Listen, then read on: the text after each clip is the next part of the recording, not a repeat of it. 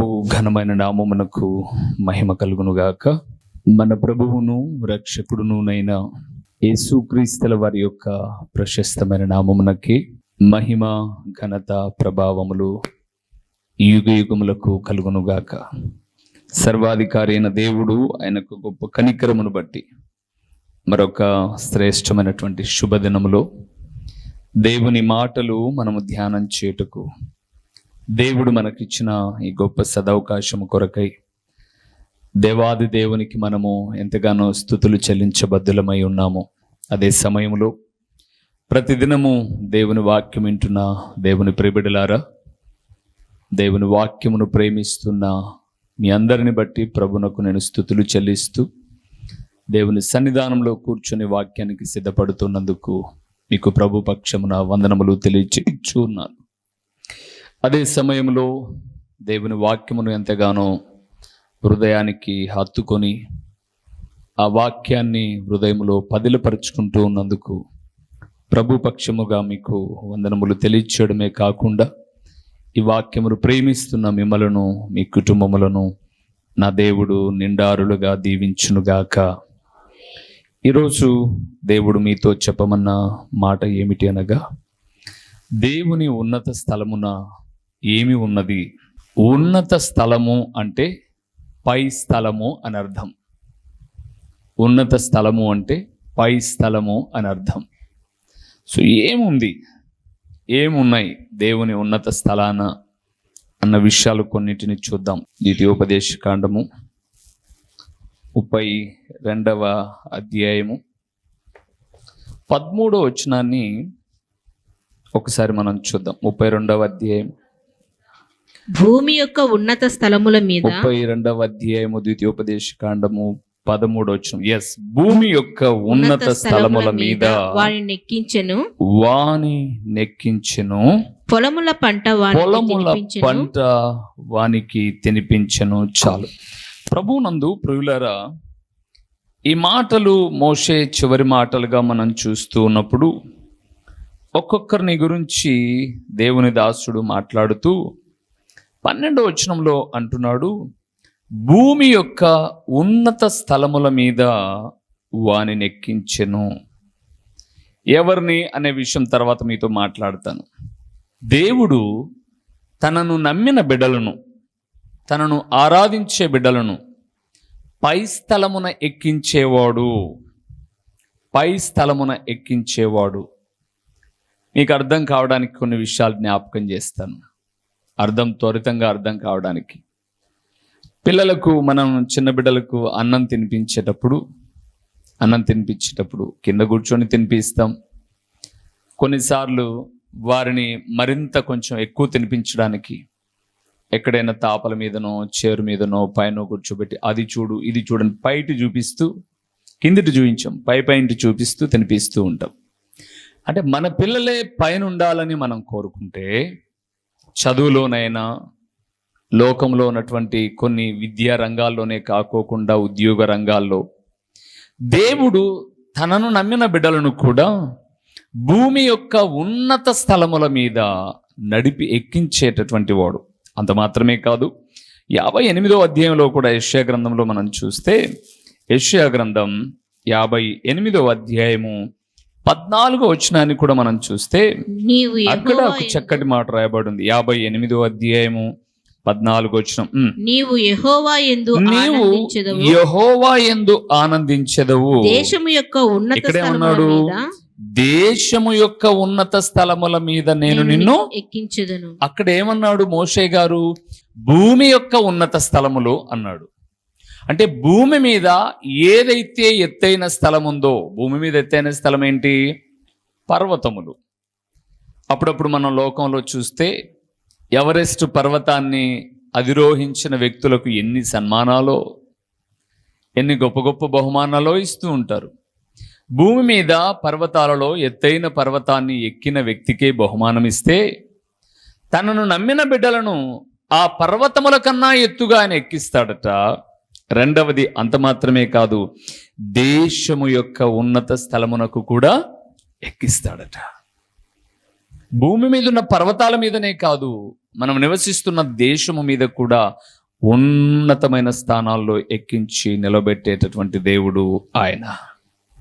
అంతేనా అని మనం అడిగితే హబకుక్కులో అంటాడు, ఉన్నత స్థలములలో నేను నడవజేయుదును అంటాడు. 3వ అధ్యాయం 19వ వచనంలో నేను ఎక్కించడమే కాదు, ఆ ఉన్నత స్థలాల మీద మిమ్మల్ని నడిపిస్తాను అని అంటాడు. ఉన్నత స్థలముల మీద నడిపిస్తాను అని అంటాడు. ఇంతకు భూమి మీద ఉన్నత స్థలం ఏంటి? ఆయన భూమి యొక్క ఉన్నత స్థలములు ఎక్కిస్తా అన్నాడు, దేశం యొక్క ఉన్నత స్థలముల మీద ఎక్కిస్తాను అన్నాడు, నడిపిస్తాను అన్నాడు హబక్కుకులో. అయితే ఇంతకు భూమి మీద మనం నివసిస్తూ ఉన్నప్పుడు ఉన్నత స్థలము ఏమిటి అని మనం ఆలోచన చేస్తే గుర్తుపెట్టుకోండి ప్రియులారా, దేవుని మందిరమే ఉన్నత స్థలం. ఈ లోకములో అన్నిటికన్నా అది భూమి మీద చిన్న రేకుల షెడ్ అయినా, చెట్టు కింద కూడుకునేదైనా, మేడ గది అయినా, పాలరాతితో నిర్మించినదైనా. మొన్నటి దినాన్ని నేను ఒక ప్రాంతానికి వెళ్ళాను. గడిచిన దినాల్లో భీమవరం ప్రదేశానికి వెళ్తే ఆ తల్లిగారు, బాబు ఇక్కడ ఒక చర్చి నువ్వు ఖచ్చితంగా చూసి వెళ్ళాలి బాబు అనింది. చెప్పమ్మా ఏంటి అని అన్నాను. 25 కోట్లతో కట్టారు బాబు చర్చి అనింది. ట్రైన్కి ఏమో టైం అవుతుంది, కానీ కార్ అతనికి చెప్పింది, ఒక్క నిమిషం అట్ట చర్చి దగ్గర ఆపేనాయనా, అలాగ చూసి వెళ్తాడు అని అనింది. మేము కూడా 25 కోట్లతో కట్టిన ఆ చర్చి చూడాలని, బాబు ఆ ట్రైన్ పోతే పోయింది, వెనకాల ఇంకో ట్రైన్ అయినా పట్టుకొని పోతాము, ఆ చర్చి దగ్గర ఆపే అని కార్ అతనికి చెప్పాం. కార్ అతను ఆపాడు. ఆపిన తర్వాత నేను మా బాబు పైకి వెళ్తే లోపల బిగించిన ఒక్క ఫ్యాను 10 లక్షలు. ఆ ఫ్యాను ఇలాంటి ఫ్యాను కాదు, అది నాకు తెలిసి ఇంత చర్చి, ఇంకొంచెం ఇంత చర్చి అయిందనుకోండి, ఇంత చర్చి డబల్ అయిందనుకోండి, ఈ డబల్ చర్చికి ఒక్క ఫ్యానే సరిపోతుంది అనమాట. ఒక్క ఫ్యానే 10 lakhs, అంటే 10 లక్షలు. ఇక దాని లోపల తయారు చేయబడిన టేకు పరికరాలు, ఆ మందిరాన్ని చూస్తే, దాని ముందు కట్టిన గోపురాలను ఇవన్నీ చూస్తే 25 కోట్లు ఇది ఈజీగా ఖర్చు అయి ఉంటుంది అని. అంటే 25 కోట్ల మందిరమైన, 25,000 చిన్న రేకుల షెడ్ అయినా, దేవుని సంఘమే ఉన్నత స్థలం. ఆ ఉన్నత స్థలమున మనకేం కలుగుతుంది అన్నదే ఇప్పుడు సబ్జెక్ట్. ఏం కలుగుతుందో కొన్ని విషయాలు మనం చూసి ముగిద్దాం. చాలా త్వరితంగానే ముగిస్తాం. కొన్ని విషయాలు చూద్దాం. మొదటి విషయానికి వెళ్దాం. యోబు గ్రంథము 25వ అధ్యాయము 2వ వచనాన్ని, ఉన్నత స్థలమున ఏమి ఉన్నది అన్నది మనం చూస్తున్నాం ప్రియులారా. కాబట్టి ఏముందో చూద్దాం. అధికారము, 25వ యోబు గ్రంథం 25వ అధ్యాయం 2వ వచనం. అధికారమును భీకరత్వమును ఆయనకు తోడై, దేవునికి ఆయనకు తోడై ఉన్నవి. ఆయన తన ఉన్నత స్థలములలో, ఆయన తన ఉన్నత స్థలములలో సమాధానము కలుగచేయును. చాలు. ప్రభు నందు ప్రియులారా, ప్రార్థనా మందిరంలో ఏం కలుగు చేస్తాడంట దేవుడు? పోట్లాటలు కాదు, రాజకీయాలు కాదు. మందిరం అంటే ఆయన ఉన్నత స్థలమైన దేవుని సంఘములో సమాధానమును కలుగ చేసే దేవుడు. యోబు స్నేహితుడైన షూహిడగు బిల్హదు ఈ మాట మాట్లాడుతూ ఉన్నాడు. యోబు ఆయన తన ఉన్నత స్థలములో, అంటే దేవుని ఆరాధించే సంఘములో, దేవుని గణపరిచే ప్రార్థనా మందిరములో ఏం కలుగు చేస్తాడట ఆయన? సమాధానాన్ని.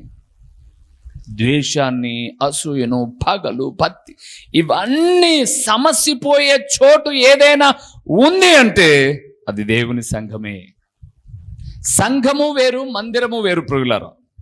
నేను ఇప్పుడు రెండింటిని మీకు కలిపినట్టుగా చెప్తున్నాను. కానీ మందిరము అనబడేది ఈ కట్టడం, సంఘము అనేది జీవము కలిగిన దేవుని ప్రియబిడ్డలమైన మనమే. సో మన జీవితాలలో ఆయన ఏమి చేసేవాడుగా ఉన్నాడు అని మనం చూస్తున్నప్పుడు, దేవుని ఆరాధించడానికి ఉన్నత స్థలమైన దేవుని సంఘములోనికి మనం వచ్చినప్పుడు, కూడుకున్న ఆయన ప్రియబిడ్డలమైన మనందరికీ ఏమిస్తాడట? ఆయన సమాధానాన్ని ఇస్తాడట. అది గుర్తుపెట్టుకోండి ప్రియులారా. దేవుడు ఎంత మంచి దేవుడు అని అంటే, సమాధానమునిచ్చే దేవుడు.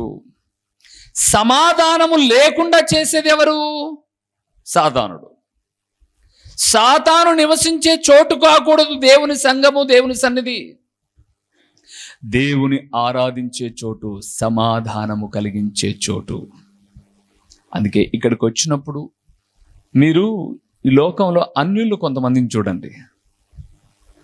ఈ లోకంలో అన్యులుగా పిలువబడుతున్న వారిని చూస్తే ఇక సందర్భాన్ని బట్టి ఇంకా చెప్పక తప్పలేదు. ముస్లిం వాళ్ళను మీరు చూడండి, మజీద్ అయిపోయిన తర్వాత వారు వెళ్ళిపోక ముందుగా ఏం చేస్తారో తెలుసా? ఒకరిని ఒకరు కౌగిలించుకుంటారు. మనం కూడా మందిరంలోంచి వెళ్ళిపోయేటప్పుడు ఒకరినొకరు కౌగిలించుకొద్దులేండి, మనకు ఆచారం ఏమొద్దులేండి.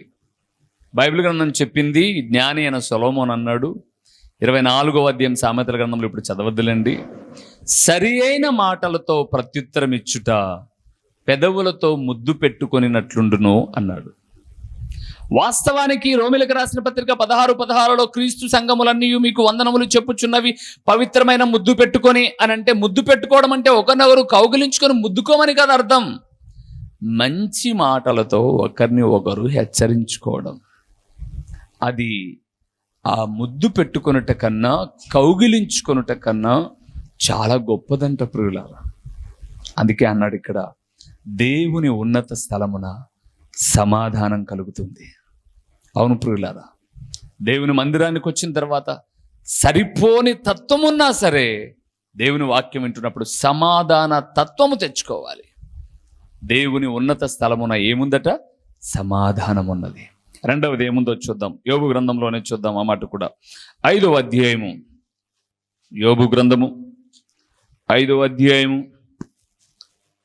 11వ వచనాన్ని మనం చూద్దాం. 11వ వచనాన్ని చూద్దాం. అట్లు ఆయన దీనులను ఉన్నత స్థలములలో నుంచును, దుఃఖపడు వారిని క్షేమమునకు లేవనెత్తును.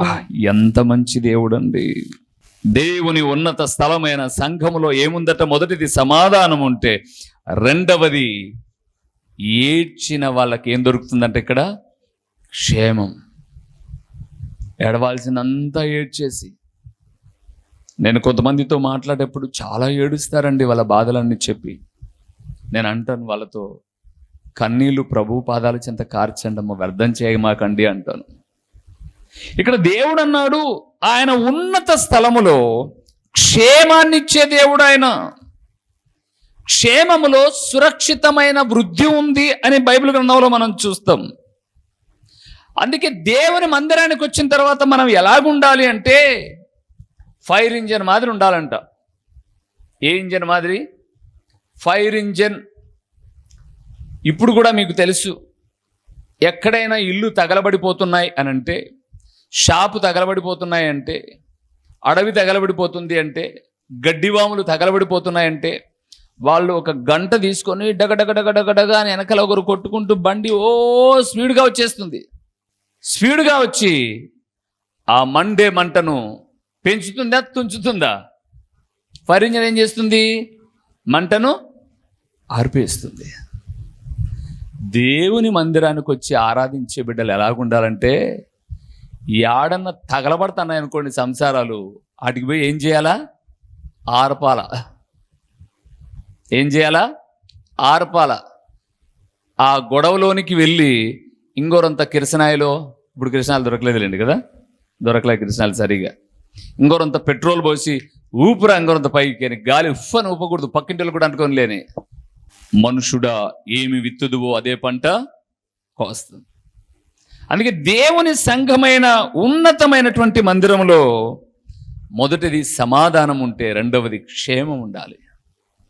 ఆ క్షేమము దేవుని సంఘములో దొరికేదిగా ఉండాలి ప్రియులారా. క్షేమం.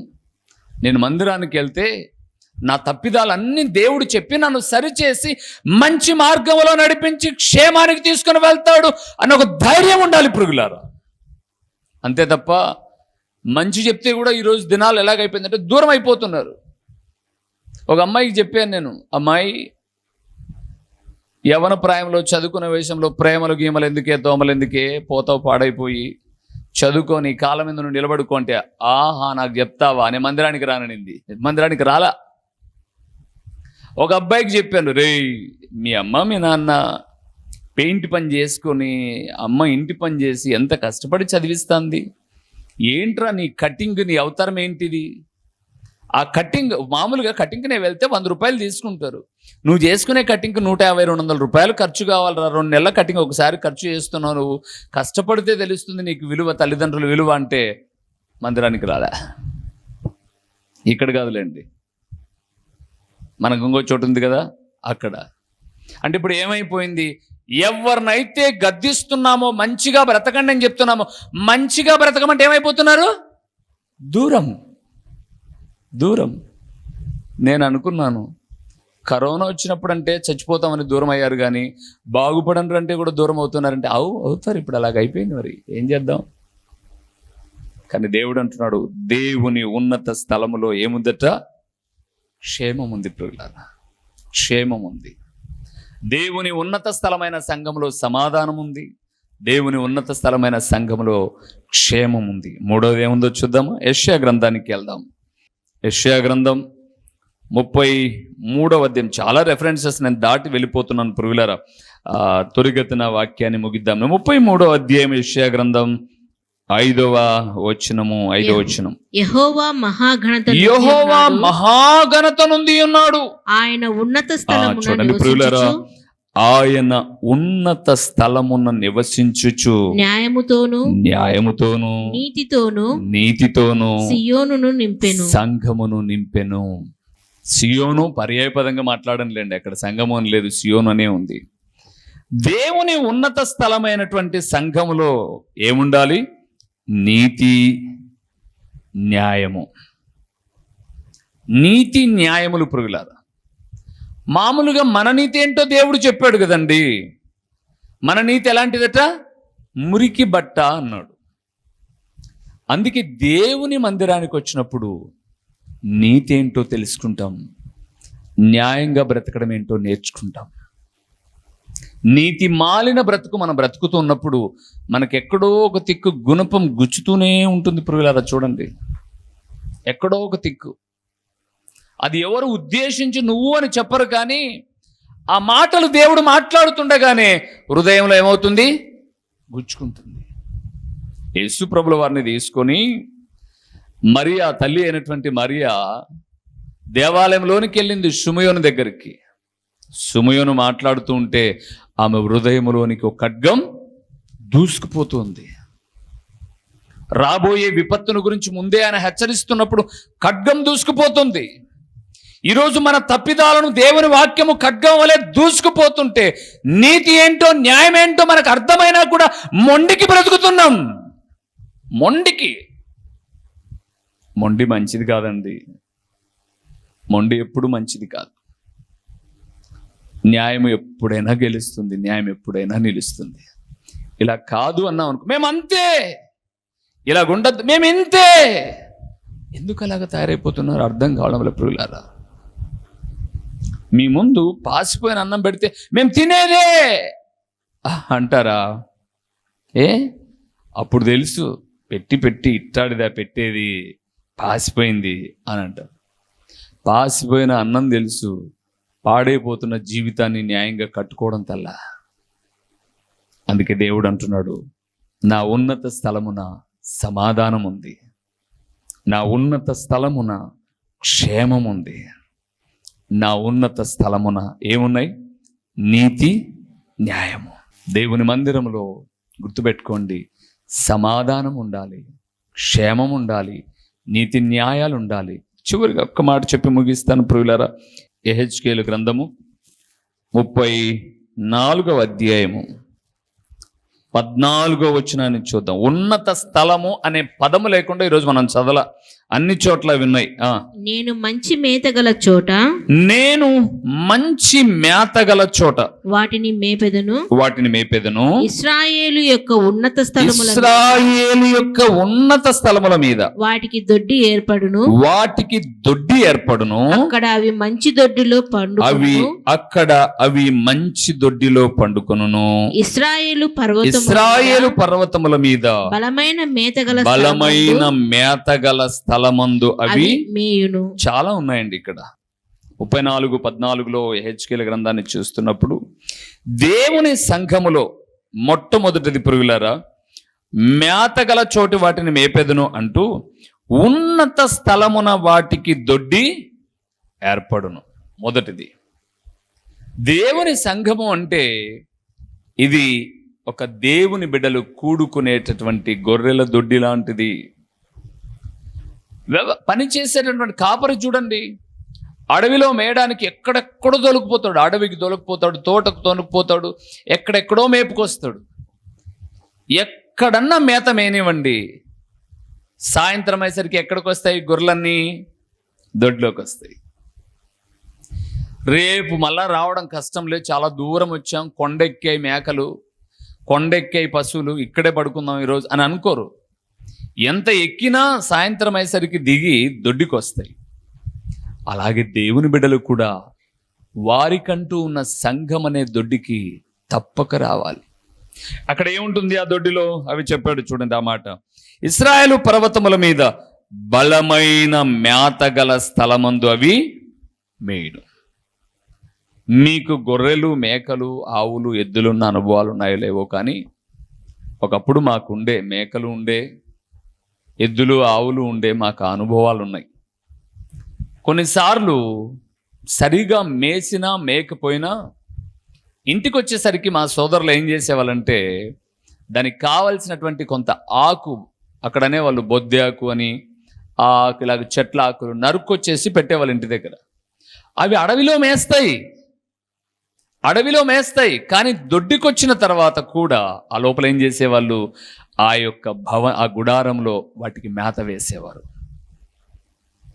అలాగే దేవుని సంఘము ఇది ఒక కూడుకునే స్థలము మాత్రమే కాదు, ఇక్కడ బలమైన మేత ద్వారా ఆత్మీయ బలమును పొందుకునే స్థితి కలిగిన చోటిది. ఇక్కడ తింటున్న ఆత్మీయ ఆహారము మన ఆత్మీయ క్షేమానికి మేలుకరంగా ఉండాలి ప్రియులారా, మేలుకరంగా ఉండాలి. అందుకే మనం భుజించే ఆహారం ఏంటో మనకు తెలియాలి. మన గిన్నెలో పెట్టింది ఏంటో తెలియకోకుండా మనం కళ్ళు మూసుకొని తినం. ఏమేం పెట్టారో చూస్తాం, మనకు నచ్చిందా కాదా చూస్తాం, ఒక్కొక్కటి నంజుకొని తింటాం. దేవుని సంఘములో కూడా బలమైన మేత వేస్తూ ఉన్నప్పుడు ఒక గొర్రె పోట్లాడుకుంటుంది ఆ లోపలవి. తినేటప్పుడు ఊరకుండవు మేకలు, అన్నీ ఒక గుంపులో ఉన్నాయి కాబట్టి ఒకదాని మీద ఒకటి పోట్లాడుకుంటుంది, ఒకదాని మీద ఒకటి సనుక్కు, రకరకాల పరిస్థితులు జరుగుతుంటాయి. కాపరి చూస్తూ ఉంటాడు.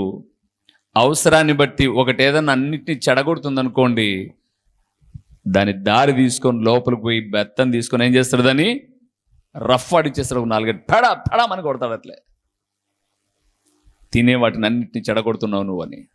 ఒక్కటి మాత్రం వాస్తవం ప్రియులారా, ఒక్కటి బాగా గుర్తుపెట్టుకోండి.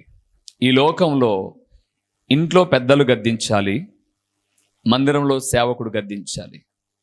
ఈ 2 గద్దింపులు లేవనుకోండి, మరలా బాగా అర్థం చేసుకోండి, అపార్థం చేసుకోకండి.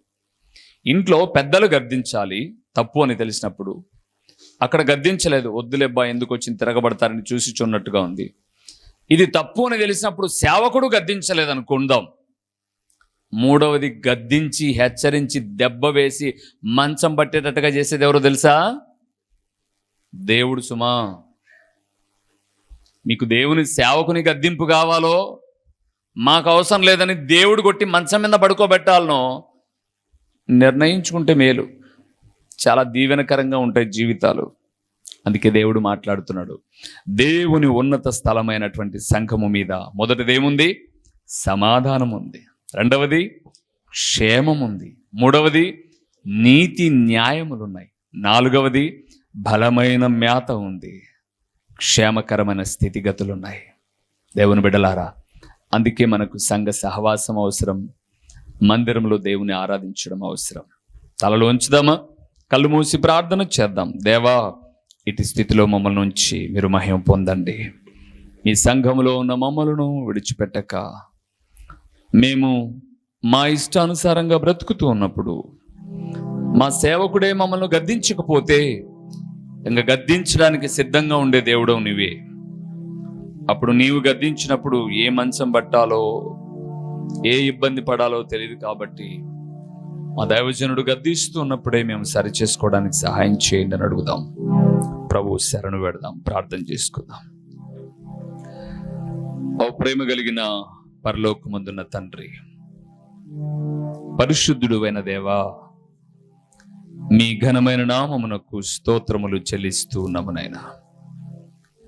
దేవుని ఉన్నత స్థలమైన ప్రార్థనా మందిరములో, జీవము గల దేవుని సంఘమైన మందిరమైనటువంటి మీ మందిరములో జనులైన మేము ఎలాగ ఉండాలో, మీ దగ్గర ఏమేమి దొరుకుతాయో మీరు పలికిన అత్యంత విలువైన పరలోకపు సంగతులను బట్టి స్తోత్రములు నాయనా.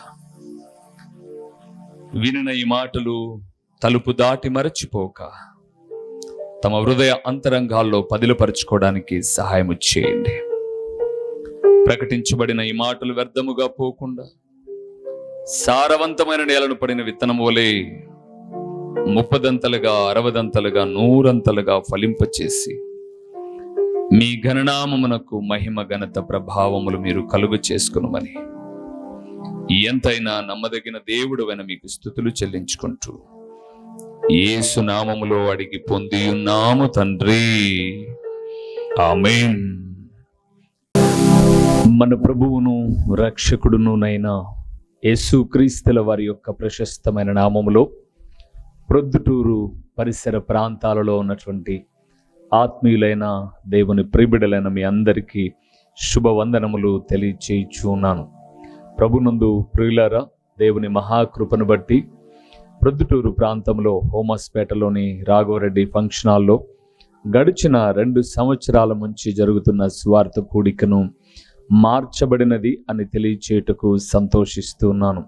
పైకి ఎక్కలేని అననుకూలతలో ఉన్నప్పుడు అందరము ప్రార్థన చేయగా ప్రొద్దుటూరు నడిబొడ్డున ఉన్నటువంటి ఒక స్థలమును దేవుడు మనకు లీజుకి ఇచ్చాడు.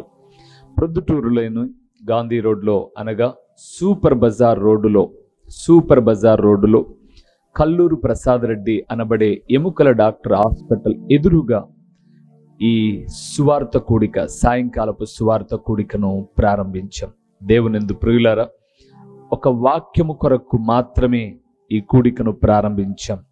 వాక్యము ప్రొద్దుటూరులో లేదు అని కాదు, కానీ మరింతగా దేవుని వాక్యము మీకు చేరువ చేయాలి అని ప్రతిదినము టీవీలో వింటున్నటువంటి దేవుని వాక్యాలు మీకు ఆశీర్వాదకరంగా ఉన్నాయి అని ఒక సంఘ ప్రాంత భేదము లేకోకుండా ఉదయకాలపు కొన్ని అననుకూలతలో కూడా చాలామంది ఆరాధనకు వెళ్ళలేని వారికి, దేవుని వాక్యము వినలేని వారికి ఒక సౌకర్యవంతముగా సూపర్ బజార్ రోడ్డులోని కల్లూరు ప్రసాద్ రెడ్డి హాస్పిటల్ ఎదురుగా ఒక క్రీస్తు ప్రార్థనా గృహము అనే ఒక స్థలంలో ప్రతి ఆదివారము సాయంకాలం 6 గంటల నుంచి 8:30 వరకు ఈ సువార్త కూడిక జరుగుతుంది. కేవలం దేవుని వాక్యము మాత్రమే ప్రకటించే ఒక ప్రణాళికతో, వాక్యమే అన్ని కార్యాలు చేయగలదు, వాక్యము మాత్రమే నెమ్మది ఇవ్వగలదు, వాక్యము మాత్రమే స్వస్థపరచగలదు, వాక్యము మాత్రమే సరైన మార్గములో నడిపించగలదు, వాక్యము మాత్రమే గొప్ప ఆదరణ ఇవ్వగలదు, వాక్యమే జీవాధారమై ఉన్నది అని తెలియచేయే అమూల్యమైన ఉద్దేశముతో ఈ ప్రతి ఆదివారపు సాయంకాలపు స్వార్థ కూడికను ప్రారంభించాం. ప్రియులారా, ఇప్పటికే అనేక మంది కూడికకు వస్తూ ఉన్నారు. మే 19వ తారీఖు 2024న ఆదివారపు దినాన ప్రారంభించాం. అనేక మంది కూడికకు వచ్చి దేవుని వాక్యం వింటూ దేవుని రాకడకు సిద్ధపడుతూ ఉన్నారు. మరి మీరెందుకు రాకూడదు? మిమ్మల్ని కూడా ఒక ప్రేమపూర్వకమైన ఆహ్వానాన్ని అందిస్తూ ఉన్నాం. రండి. వాక్యము కరువైపోతున్న చివరి దినాల్లో, వాక్యము దొరకని దినాలు రాబోతున్న దినాలలో ముందుగానే వాక్యాన్ని మనం ఒక నిర్దిష్టమైనటువంటి సందేశములతో, ఒక చక్కటి అంశ భాగములతో ప్రతి ఆదివారం సాయంకాలం 6 గంటల నుంచి 8:30 వరకు చక్కటి పాటలు, దేవుని స్తుతిస్తూ దేవుని వాక్యాన్ని పంచుకొని వచ్చిన మీ అందరి కొరకు నేను ప్రార్థిస్తాను. దేవుడు నూతన కార్యాలు చేయుటకు సామర్థ్యం కలిగిన వాడు. రండి. సూపర్ బజార్ రోడ్లోని కల్లూరు ప్రసాద్ రెడ్డి హాస్పిటల్ ఎదురుగా ఈ యొక్క సువార్త కూడిక ప్రతి ఆదివారం జరుగుతుంది. వీక్షకులైన మీ అందరినీ, ఆత్మీయులైన మీ అందరినీ ప్రేమపూర్వకంగా ఆహ్వానిస్తున్నాం. వచ్చిన తదుపరి మీరు నేను కలిసి ప్రభువును ఆరాధిద్దాం. వస్తారు కదూ? ప్రేమతో మిమ్మల్ని ఆహ్వానిస్తూ దైవజనుడు ఓ రూబేన్ గారు. ప్రభు పేరట మీకు వందనములు. మా చిరునామా దైవజనుడు బ్రదర్ ఓ రూబేన్ గారు, క్రీస్తు ప్రార్థనా మందిరం, డోర్ నెంబర్ 1-10-386, నగరిగుట్ట, పులివెందుల, కడప జిల్లా. మీ ప్రార్థనా అవసరాల కొరకై సెల్ నంబర్ 9989067409.